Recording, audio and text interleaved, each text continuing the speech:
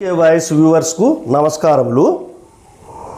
తెలంగాణ రాష్ట్రంలో ఏ ప్రభుత్వము అధికారంలోకి వస్తే ఆ ప్రభుత్వము తెలంగాణ రాష్ట్రాన్ని తన సొంత ప్రాపర్టీగా భావించడం జరుగుతుంది. బీఆర్ఎస్ ప్రభుత్వము అధికారంలోకి వచ్చినప్పుడు కేసీఆర్ గారు తెలంగాణ రాష్ట్రంను తన సొంత ప్రాపర్టీగా తన సొంత ఆస్తిగా పరిగణించడం జరిగింది. అదేవిధంగా కాంగ్రెస్ పార్టీ అధికారంలో వచ్చిన తర్వాత రేవంత్ రెడ్డి గారు కూడా తెలంగాణ రాష్ట్రం తన సొంత ప్రాపర్టీగా పరిగణించడం జరుగుతుంది. ఎవరు అధికారంలో ఉన్న రాష్ట్రము వారిది కాదు, ఇది తెలంగాణ ప్రజలది.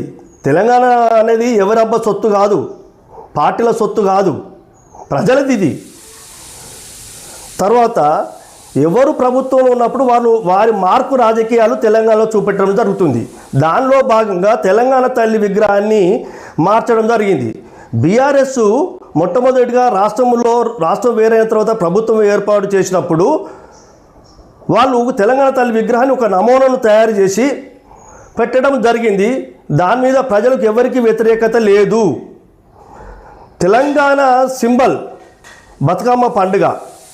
బతుకమ్మ అనేది మహిళలకు ప్రధానమైన పండుగ. తెలంగాణ భారతదేశంలోనే ప్రపంచంలోనే బతుకమ్మ పండుగ తెలంగాణ ప్రతీక. అటువంటి బతుకమ్మను ఇప్పుడు కొత్త తెలంగాణ తల్లి విగ్రహం ఉండి తొలగించడం జరిగింది. ఇది ఎంతవరకు సమంజసం? మరి కొత్త యొక్క విగ్రహాన్ని ఏర్పాటు చేయడం జరిగింది. ఇట్లా ప్రభుత్వాలు మారినప్పుడల్లా మార్చుకుంటూ పోతే రేపు ఇంకో ప్రభుత్వం వస్తుంది, మళ్ళీ తెలంగాణ తల్లి విగ్రహాన్ని మార్చడమేనా?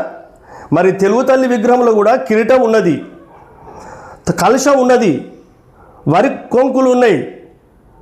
మరి ఇవన్నీ వాటికి కూడా తెలుగు తల్లి విగ్రహానికి కూడా ఆభరణాలు ఉన్నాయి. ఈ ఆభరణాలు సాకు చూసి రేవంత్ రెడ్డి గారి సర్కారు తెలంగాణ తల్లి విగ్రహాన్ని మార్చడం ఏమాత్రం సమంజసం కాదు.